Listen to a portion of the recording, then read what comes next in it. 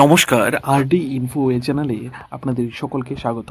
রাজ্যের কিছু স্বনামধন্য পত্রিকায় প্রকাশিত বিশেষ খবরগুলি হলো 15,000 কোটি বিনিয়োগ হবে রাজ্যে, মুখ্যমন্ত্রী। ত্রিপুরার সামগ্রিক উন্নয়নের লক্ষ্যমাত্রা এখন সরাসরি জাতীয় সংকল্প বিকশিত ভারত 2047, আত্মনির্ভর ভারত এবং টেকসই উন্নয়ন লক্ষ্যমাত্রার সঙ্গে এক সূত্রে গেঁথে গেছে।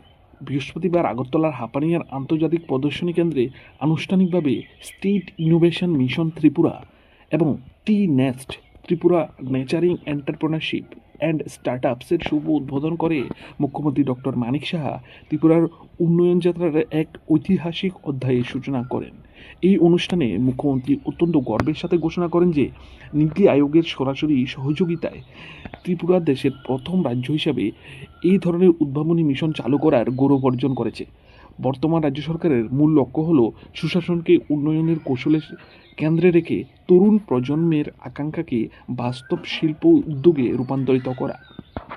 মুখ্যমন্ত্রী জানান, ত্রিপুরা বর্তমানে দেশের একমাত্র রাজ্য যেখানে রাজ্য সচিবালয় থেকে শুরু করে একদম গ্রাম পঞ্চায়েত স্তর পর্যন্ত সমস্ত সরকারি প্রশাসনিক কাজ সম্পূর্ণ পেপারলেস বা ডিজিটাল পদ্ধতিতে সম্পূর্ণ হচ্ছে, যা স্বচ্ছতা ও গতিশীলতার এক অনন্য উদাহরণ। রাজ্যের অর্থনৈতিক অগ্রগতির চিত্র তুলে ধরতে গিয়ে মুখ্যমন্ত্রী জানান, বিনিয়োগকারীদের ক্রমবর্ধমান আস্থার ফলে গত মাত্র এক বছরেই রাজ্যে 15,000 কোটি টাকারও বেশি বিনিয়োগের প্রস্তাব এসেছে এবং ইতিপূর্বেই 91টি বিভিন্ন প্রকল্পের কাজ মাঠ পর্যায়ে শুরু হয়ে গেছে। রাজ্যের জিডিপি গত কয়েক বছর ধরে নিরবিচ্ছিন্নভাবে 2 অঙ্কের ঘরে রয়েছে এবং মাথাপিছু আয়ও জাতীয় গড়ের প্রায় সমান পর্যায়ে পৌঁছেছে, যা রাজ্যের শক্তিশালী অর্থনৈতিক বুনিয়াদকে নির্দেশ করে। নবগঠিত টিন এস্ট সম্পর্কে তিনি বলেন, এটি রাজ্যের উদ্ভাবনী মিশনের একটি অত্যন্ত কার্যকরী শাখা হিসেবে কাজ করবে।